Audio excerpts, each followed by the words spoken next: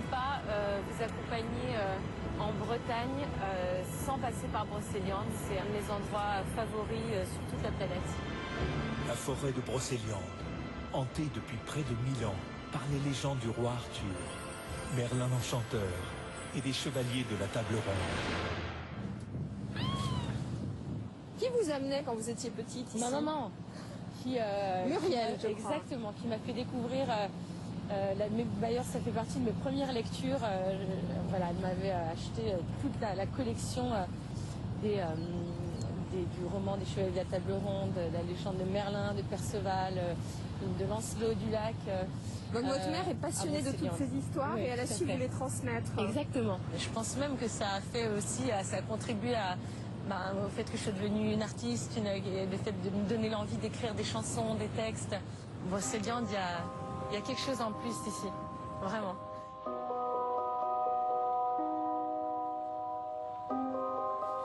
Bonjour. Bonjour. Agnès. Bonjour, ça va bien. Enchantée. Merci de nous accueillir en Brocéliande. C'est Aurore qui nous accueille. Elle est guide et conteuse. Où est-ce qu'on arrive, Aurore? Alors là, on arrive près d'un petit étang qui s'appelle le Miroir aux Fées. Donc Le Miroir aux Fées, alors, pourquoi porte-t-il ce nom? Et ici, on a des fées qui se seraient cachées dans ces eaux-là, puisque les fées privilégient les lieux d'eau pour être masquées. Et Comment sont apparues les fées? parce que certaines sont en fait des descendantes des anciennes déesses, en fait. Et alors, à mon goût aussi, la féerie, je pense qu'elle est apparue tout simplement du lien avec la nature, en fait, de l'observation de la nature, parce que quand on y réfléchit, justement les premières manifestations magiques, féeriques, merveilleuses, c'est de regarder ce qui nous entoure. C'est les feuilles. Et au final, je pense que les fées sont une personnification de ça, en fait. C'est donner un corps, donner une image à juste ces petits moments de grâce, ces petits instants de beauté dans ce qui nous entoure. J'entends des petits bruits dans les forêts, là, c'est peut-être un corrigan. Les corrigans, c'est des petits personnages, c'est ça? Ce sont des lutins bretons, les corrigans, qui ont pour particularité d'être assez blagueurs, on va dire, Ils sont gentils ou méchants? C'est plutôt sympathique en général, mais si on veut être bien sûr et certain de s'attirer les bonnes grâces, on va dire, des corrigans, vaut mieux leur laisser à manger, leur faire des petites offrandes, pour être certain d'éviter les bêtises. T'as pas un vieux bout de gâteau là dans ta poche là? Les crêpes, je pense qu'ils préfèrent les crêpes. J'ai un petit bout de crêpe là. J'ai rien prévu pour les corrigans. Petite escalade sur la roche rouge. D'après la légende, c'est le sang des fées versé sur ces pierres qui l'auraient teinté à jamais. Pour la science, c'est en fait du schiste rouge. Non, mais c'est le sang des fées, c'est pas du tout du schiste rouge. Nous arrivons au sommet. Où est-ce qu'on est là? Nous sommes au Val sans retour. Alors là, Agnès, sache que nous ne reviendrons jamais. Nous sommes à jamais prisonniers. Ah oui, c'est magnifique. Pourquoi est-ce que ça s'appelle le Val sans retour? C'est toute la vallée là. Oui, c'est ça, oui, le Val sans retour, c'est tout ce petit coin de Brocéliande qui s'appelle comme ça. Et ce Val sans retour, en fait, c'est le domaine de la fée Morgane. La fée Morgane, demi-sœur du roi Arthur, venue ici avec son amant Guillaumard. Mais dans la forêt, le chevalier s'ennuie et trompe Morgane. La fée décide alors de se venger. Pour les punir, Guillaumard et son ami, elle décide de les transformer en roches, qui depuis ont été baptisés les rochers des faux amants et qui sont juste ici, juste derrière nous, sur la hauteur du Val, qui domine ce lieu. Ça, c'est Guillaumard et... Elle ensorcelle la vallée. Elle va enchanter tout le Val sans retour, le moindre caillou, la moindre brindille, la moindre goutte d'eau, la moindre feuille morte, de manière à ce que chaque homme infidèle qui entre ici, infidèle de corps, infidèle de cœur ou infidèle d'esprit, reste prisonnier à jamais du Val sans retour.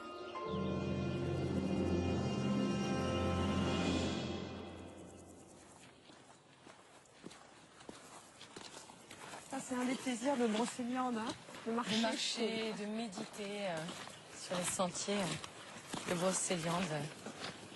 On s'enfonce dans la forêt. C'est le petit ruisseau qui nous mène à la fontaine? Oui, c'est ça, c'est celui qui coule de la fontaine même, qu'on est en train de remonter. Nous arrivons au domaine de Merlin l'Enchanteur, la fontaine sacrée de Barenton. Alors, nous Voilà voilà la fontaine. arrivés. En fait, cette fontaine, elle a une particularité, c'est que l'eau bout bien qu'elle soit froide comme le marbre. Bim bam boum, regarde là, regarde. Ah oui. Ah ouais, là, il y en a plein. Si l'on prend l'eau de la fontaine et qu'on la dépose sur la pierre, juste à côté, sur le perron, on déclenche la tempête. La tempête, ouais. Une fois, moi, je suis venue avec ma maman et il y a eu une tempête incroyable lorsqu'on est parti de Brocéliande. Mais vous aviez pris de l'eau juste avant pour la... C'était pas moi, c'était ma maman, ouais, qui l'avait déposée sur la pierre. Ah oui. Elle avait défié C'est parti le du lit. druidique qui faisait ça pour faire pleuvoir.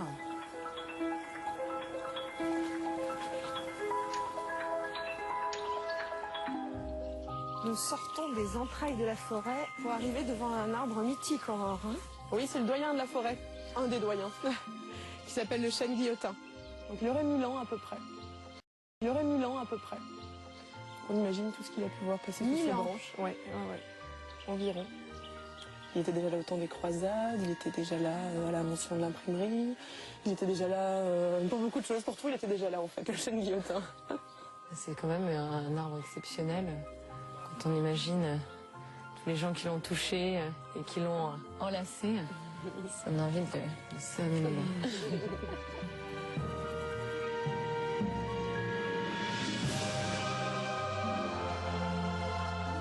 La visite s'achève au château de Compère. C'est le domaine de la Dame du Lac, la fée Viviane. Selon la légende, Merlin l'Enchanteur lui a bâti un château de cristal au fond de ces eaux mystérieuses. Alors vous, c'est votre maman qui vous a initié aux contes et légendes de Brocéliande. Et vous pensez qu'à votre tour, vous aurez envie, Bien sûr. bientôt, peut-être vous aurez des enfants. Je raconterai aussi bien les histoires qu'Aurore, mais en tout cas, j'espère bien sûr leur transmettre toutes ces histoires, leur donner en tout cas l'envie de rêver, parce que je crois que c'est extrêmement important, ce besoin de rêver aujourd'hui, encore plus que jamais. Au moment où l'on vit des périodes difficiles parfois dans un monde dur et hostile, je crois que c'est important de toujours savoir rêver et laisser libre cours à son imagination et voilà, réussir à voir ce château-là. Tu vois pas le château de Viviane? Merlin fait, moi je le vois.